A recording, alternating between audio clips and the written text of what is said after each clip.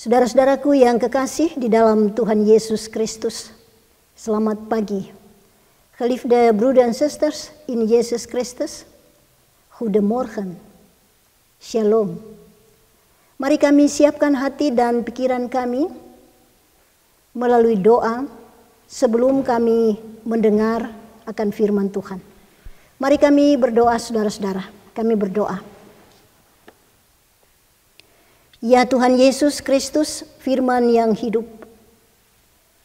Kami percaya bahwa Roh Kudus ada di tengah-tengah kami, dan Roh itulah yang akan menerangi seluruh kehidupan kami, sehingga kami bisa mengerti dengan baik, dan kami dipimpin dan dikuatkan untuk bisa hidup sesuai dengan firman-Mu.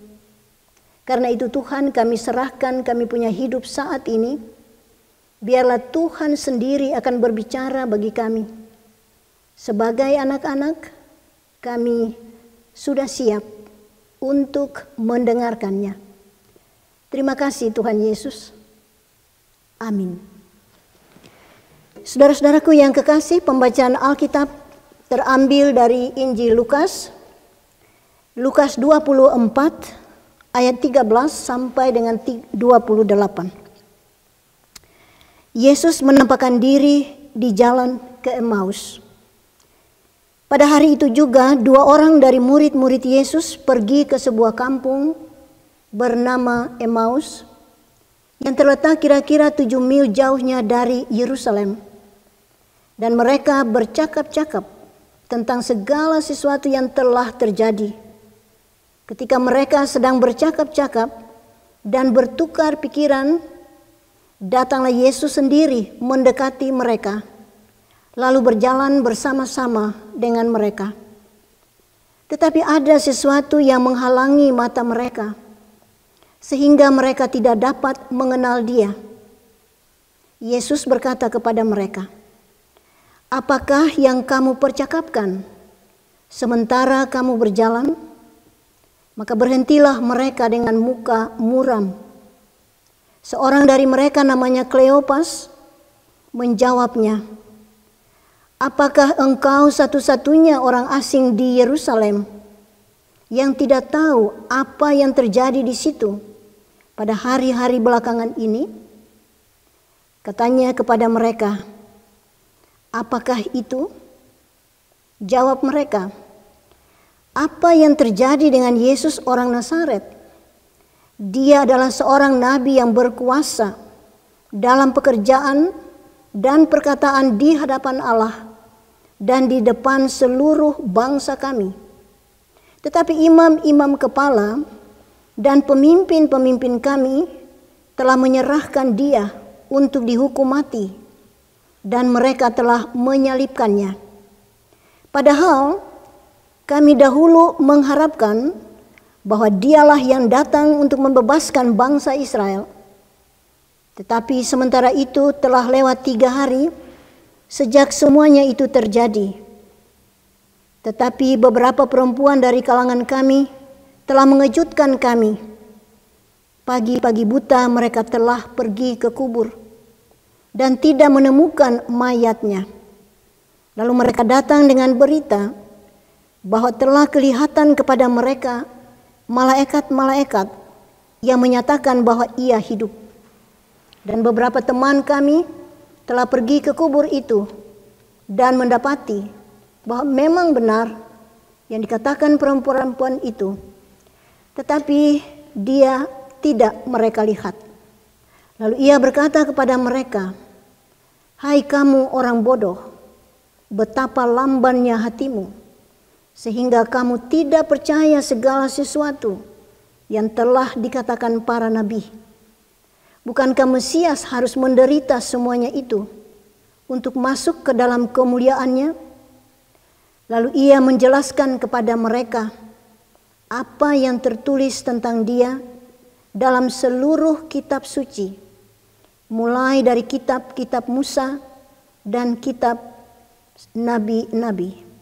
Mereka mendekati kampung yang mereka tuju. Lalu Ia berbuat seolah-olah hendak meneruskan perjalanannya. Begitu saudara-saudara bunyi pembacaan Alkitab selaku firman Tuhan bagi kami semua.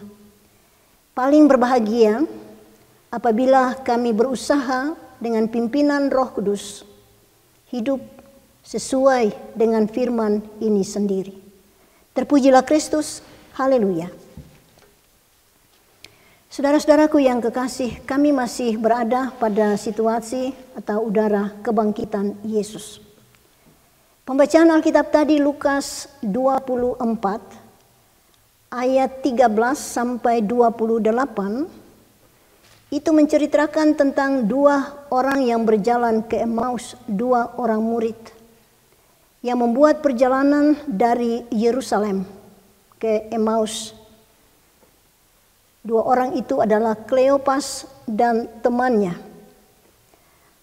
Pokok pembicaraan dalam perjalanan mereka, saudara-saudara, adalah penghukuman dan penyaliban Yesus. Mereka bertukar pikiran, bersoal jawab tentang pokok tersebut. Saudara-saudara, spanen. Kita bilang spanen kalau satu peristiwa atau satu kejadian yang baru saja terjadi atau belum lama terjadi, masih panas-panas, kita bilang itu spanen, intersam. Juga bagi ini kedua murid, kedua orang yang berjalan ke Emmaus. Tapi bagi mereka saudara-saudara, sepertinya tidak masuk akal. Kok bisa? Kok bisa Yesus orang yang berkuasa dalam perkataan dan perbuatan, yang berbuat baik, kok bisa dihukum mati dan disalibkan? Hoe is het mogelijk? Apa yang menjadi pengharapan mereka, kerinduan mereka, ternyata realitasnya lain. Kerinduan mereka bahwa Yesus adalah Mesias yang akan melepaskan bangsa Israel. Jadi saudara-saudara, pendeknya susah diterima.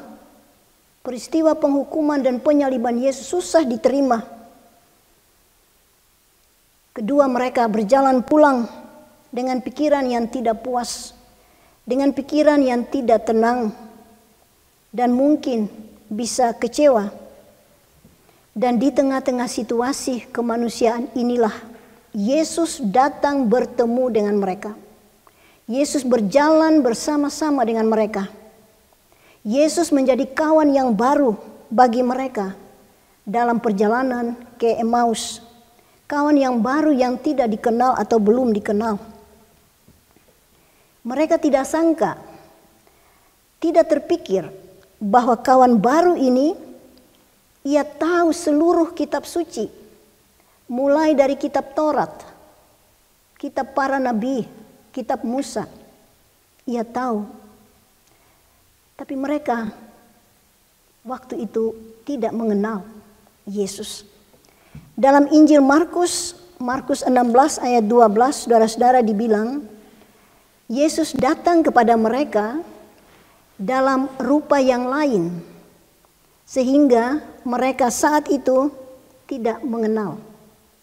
Dan menurut Lukas, dalam Lukas 24 ayat 16 pembacaan tadi, Lukas bilang bahwa mata mereka tertahan daripada mengenal Dia. Artinya mereka terhalang untuk mengenal Dia. Kita bertanya, apa ini dihalangi oleh Allah saat itu? Ya, kita harus bilang barangkali belum waktunya untuk mereka mengenal Allah. Atau ada sesuatu yang tidak beres di dalam hati mereka, pikiran mereka. Pendeknya saat itu mereka tidak kenal dan tidak tahu bahwa kawan baru ini adalah Yesus yang bangkit dan hidup. Menarik saudara-saudara, Yesus yang bangkit dan hidup yang hadir di tengah-tengah kehidupan mereka saat itu, Yesus ikut terlibat dalam pembicaraan bersama dengan mereka. Yesus bertanya, "Apa yang kamu percakapkan sementara kamu berjalan?" Atau orang Ambon biasa bilang, ale dong cerita apa tadi di tengah jalan? Kleopas menjawab dengan murung, dengan sedih, dengan kecewa.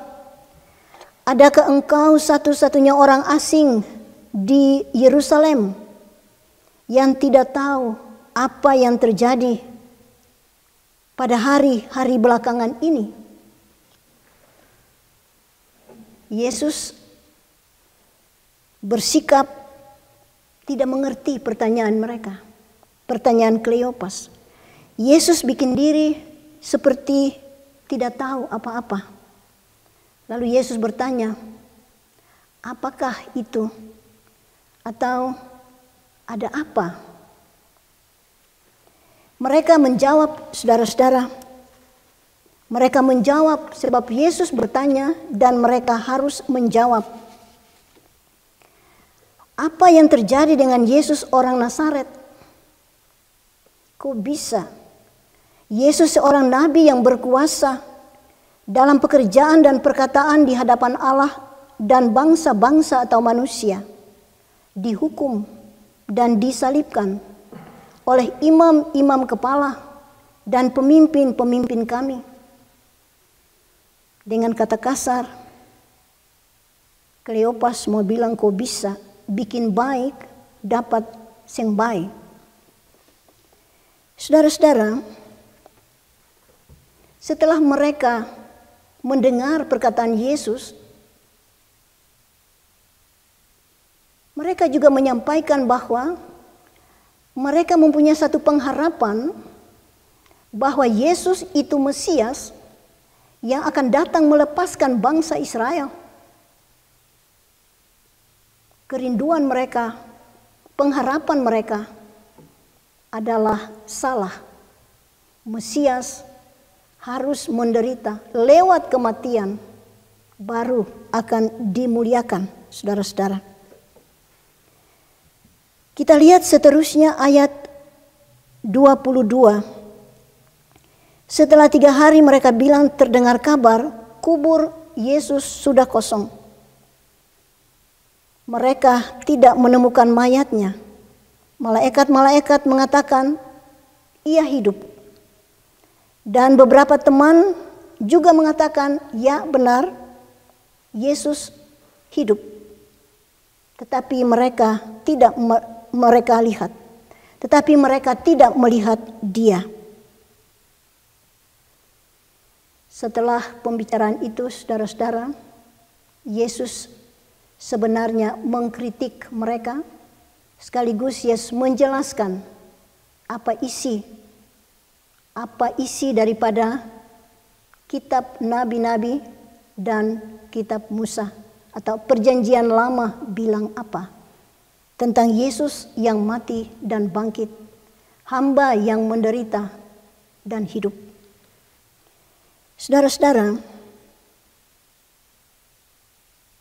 Yesus mengkritik, Yesus mencelah mereka dengan bilang, "Hai kamu orang bodoh atau orang yang tidak berhikmat, tidak bijaksana, tidak beriman, betapa lambannya hatimu.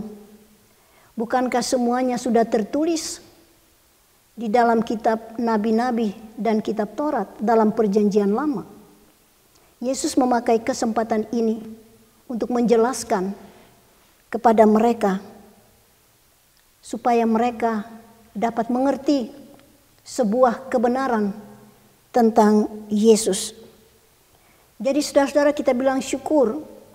Ya, mereka terbeban dengan pikiran dan pemahaman yang salah terhadap Yesus, yang mengakibatkan mereka sendiri yang murung dan kecewa. Tapi syukur, kalau kita baca selanjutnya ayat 29, syukur bahwa Yesus kawan yang baru dalam perjalanan mereka.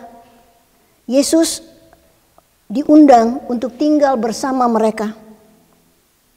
Dan kelihatannya mereka dan Yesus berhasil.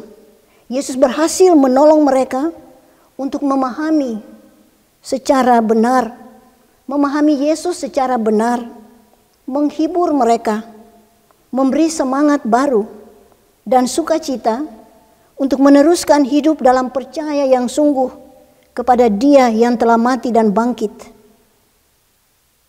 Yesus menjadi kawan yang setia bagi mereka di dalam menjawab apa yang menjadi problem, apa yang membuat mereka kecewa. Yesus menjadi kawan yang sejati. Kita dengar lagu yang paling bagus dalam Kidung Jemaat nomor 453.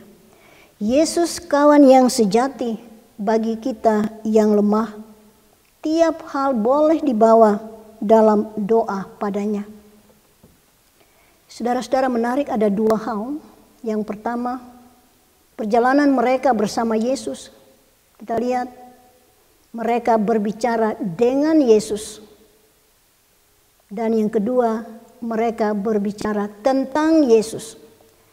Berbicara dengan Yesus, bercakap-cakap dengan Yesus. Sekarang Yesus tidak ada secara jasmani, lahiriah. Sekarang kita hanya beriman. Jadi kalau berbicara dengan Yesus berarti melalui doa. Melalui doa kita bisa berbicara sebanyak mungkin dengan Yesus sebagai Tuhan yang hidup. Berbicara tentang Tuhan melalui pembacaan Alkitab. Kita baca, kita tahu siapa itu Tuhan.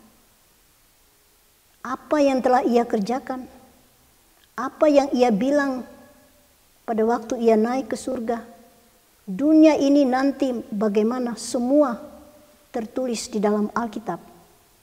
Jadi yang penting berbicara dengan Tuhan dalam doa dan berbicara tentang Tuhan melalui kesaksian Alkitab. Lieve broeder en zusters, Lukas 24 vers 13 tot en met 28. Het verhaal over twee mensen, twee leerlingen, die op weg waren van Jeruzalem naar Emmaus, genaamd Cleopas en zijn vriend. Het onderwerp van gesprek op hun pad is de veroordeling en de kruisiging van Jezus. Zij wisselden met elkaar van gedachten over dit onderwerp. Kan dit wel gebeurd zijn? Spannend. Praten over een of ander gebeurtenis die net of niet lang geleden is gebeurd. Het is nog te vers. Ja, om maar te zeggen, voor hen klonk het niet logisch. Is dat wel mogelijk? Wat hoop was voor hen, wat verlangen was voor hen, werd een andere realiteit. Kortom, het was moeilijk te aanvaarden. Het werd voor hen een tocht naar huis met ontevreden gedachten, met onrust in hun hart, teleurgesteld. In deze situatie kwam Jezus in hun midden en liep met hem samen op. Jezus werd een nieuw vriend voor hen op weg naar Emmaus. Zij hadden niet het vermoeden dat hun nieuwe vriend de hele Heilige Schrift kende, van Mozes tot aan de profeten toe. In Evangelie volgens Markus 16 vers 12 kwam Jezus tot hen in een andere gedaante, zodat ze hem niet herkenden. Volgens Lukas 24 vers 16, onze schrijflezing van Sonnet, zegt Lucas dat hun blik werd vertroebeld zodat ze hem niet herkenden. Met andere woorden, zij werden verhinderd of geblokkeerd om hem te herkennen. Kwam deze verhindering of blokkade van God op dat moment? Ja, misschien was daar de tijd nog niet voor, of was iets wat nog niet oké was bij ze. Hoe het zij herkenden niet dat hun nieuwe vriend Jezus was, die is opgestaan en leeft. Jezus was betrokken bij hun gesprek. Hij vroeg hen, waar zijn jullie al lopende over aan het praten? Cleopas antwoordt met een verdrietig gezicht, bent u dan de enige vreemdeling in Jeruzalem, die niet weet wat daar enige dagen geleden gebeurd is? Jezus deed alsof hij het niet wist en vroeg, wat dan? Of wat is er dan gebeurd? Ze antwoordden hem en vertelden over Jezus en over wat de hoge priesters en leiders voor actie hebben ondernomen tegen Jezus. We lezen versen 19, 20 en 21. Vervolgens in vers 22, dat na 3 dagen de boodschap kwam dat zijn graf leeg is. Zij hebben zijn lijk niet gezien. En engelen zeggen dat hij leeft. En andere vrienden van ons zeggen dat ook waar is. Maar ze hebben hem niet gezien. We kijken verder, dan we merken dat Jezus hen als het ware bekritiseert en verwijt door te zeggen, o onverstandigen en tragen van hart, dat jullie niet geloven wat er in de profeten geschreven staat. Ja, ze waren belast met gedachten en onbegrip, met het gevolg dat ze verdrietig en teleurgesteld waren. Gelukkig dat Jezus, hun nieuwe vriend, werd uitgenodigd om bij hen te blijven. Als we lezen verder, vers 29. Dit was het resultaat van het feit dat hij, Jezus, hen had geholpen om hem te begrijpen waarom dit alles moest gebeuren. Bij zijn om hen voor te zetten in het ware geloof in hem, die dood was, maar is opgestaan. Er is een mooie lied, Kidung Jemaat 453. Welk een vriend in onze Jezus, die in onze plaats wil staan. Lieve broeders en zusters, saudara-saudara yang kekasih, mereka 2 murid terbeban dengan pikiran dan pemahaman yang salah terhadap Yesus. Tapi syukur mereka berjalan bersama-sama dengan Yesus dan sampai di rumah mereka tertolong. Sepertinya mereka mendapat semangat baru, pikiran baru, berubah sama sekali, ada sukacita, ada damai sejahtera di dalam hati dan di dalam hidup mereka. Bagaimana firman ini berbicara kepada kami semua, saudara-saudara. Di saat kami lihat situasi dunia ini, coronavirus masih tetap ada. 2 orang yang berjalan ke Emmaus mengajak kita untuk tetap membuat perjalanan hidup bersama Yesus.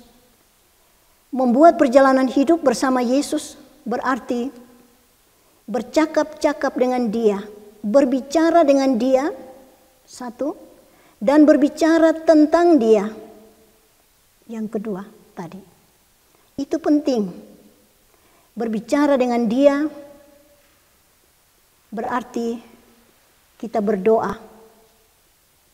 Kita sampaikan kita punya segala macam bentuk kekecewaan, segala macam problem kita sampaikan kepada Ia. Ia tahu persis apa yang kurang betul, apa yang salah, dan Ia siap untuk selesaikan semuanya, saudara-saudara. Oleh karena itu, saudara-saudara, kita lihat bahwa sebagai orang yang percaya kepada Tuhan, di tengah-tengah segala macam persoalan-persoalan hidup kita, sampai saat ini, tidak bosan-bosan kita bilang bahwa oleh karena coronavirus, semua orang tinggal di rumah. Cuci tangan bersih. Tapi rasa damai sebenarnya belum 100% dirasakan. Tuhan Yesus dalam pertemuan dengan murid-murid pernah bilang, damai sejahtera bagi kamu. Vrede zij met jullie. De vrede die ik jullie geef is niet dezelfde die de wereld jullie geeft. Damai sejahtera yang aku berikan kepadamu tidak seperti yang dunia berikan kepada kamu. Oleh karena itu, saudara-saudara, orang tua, anak-anak muda, kami semua bilang di tengah-tengah situasi ini, kami memerlukan damai sejahtera Allah. Karena itu, kami di samping kerja banyak, kami harus berbicara, bercakap-cakap dengan Yesus, dan harus juga berbicara tentang Yesus. Jadi berbicara dengan Yesus dan berbicara tentang Yesus. Tapi Yesus adalah orang yang suci. Orang yang mau berbicara dengan Yesus, dia punya hati harus bersih. Kita semua dibilang harus cuci tangan bersih. Oleh karena coronavirus, tangan mesti always bersih. Tapi yang lebih penting dikatakan kita harus mencuci hati. Sebab kita akan berbicara tentang Yesus yang suci, yang bangkit tapi yang suci. Kita akan berbicara tentang Yesus yang suci. Karena itu saudara-saudara, mari kiranya Tuhan melalui pekerjaan Roh akan bertakhta di dalam hati kita. Agar supaya hati kita bersih, pikiran kita bersih, dan seluruh kehidupan bersih. Dan damai sejahtera Allah bertakhta dan memerintah di dalam seluruh eksistensi kehidupan kita. Broeders en sisters, ouderen, jongens en meisjes, jullie allen hebben de vrede van God nodig. Ik ook. Daarom gebruik ook je tijd om met hem en over hem te praten. Handen wassen is belangrijk, maar het belangrijkste is je hart wassen. Je van binnenuit schoonmaken. Open je hart, opdat de vrede Gods mogen tronen en heersen in je bestaan, nu en tot in eeuwigheid. Tuhan tolong kita semua. Amin. Mari saudara-saudara, kami masuk dalam doa. Kami berdoa. Terpujilah Tuhan Allah Bapa di sorga, yang telah memberikan kepada kami Yesus Kristus, yang tersalib, tapi yang bangkit dan hidup, dan mau bersedia berjalan bersama-sama dengan kami dalam perjalanan hidup di dunia ini. Baik kami orang tua, baik kami anak-anak. Dan kami mengaku sungguh bahwa kami hidup dan ada sampai saat ini bukan karena kami kuat, bukan karena kami bisa atur kami punya hidup, bukan karena material kami cukup untuk menjamin hidup kami. Tapi benar, ini adalah karena kehadiran Tuhan yang berjalan bersama-sama dengan kami. Kehadiran Tuhan yang melindungi kami. Kehadiran Tuhan yang memberkati kami. Tuhan Yesus, terima kasih. Cerita tentang dua orang yang berjalan ke Emmaus mengajar kami kembali untuk jangan lupa berdoa, berbicara dengan Tuhan, buka hati kepada Tuhan, bilang semua problem kepada Tuhan. Tuhan pasti akan membuka jalan. Ia akan memberikan hikmat. Ia akan memberikan kesabaran menunggu sampai waktu Tuhan dalam menjawab semua yang dimintakan atau yang dipohon kepadanya. Biarlah dua orang yang berjalan ke Emmaus mengajar kami untuk selalu juga mau berbicara tentang Tuhan, mau membaca Alkitab, dan siap bersaksi kepada sesama manusia dan dunia ini siapa itu Tuhan dalam seluruh perjalanan hidup dan kehidupan kami di dunia ini. Terima kasih Tuhan. Kami berdoa bagi semua kami yang masih diberikan kesempatan untuk hidup. Biarpun kami bekerja banyak, meniso banyak dengan banyak hal, tapi Tuhan ajar kami untuk berdiam. Supaya komunikasi, relasi kami dengan Tuhan semakin kuat. Kami menjadi orang-orang yang dewasa. Dewasa di dalam iman dan dewasa di dalam pengharapan dan kasih. Kami bersyukur bahwa gereja diberikan kesempatan melalui media sosial seperti ini untuk membawa suara kenabian bagi dunia ini.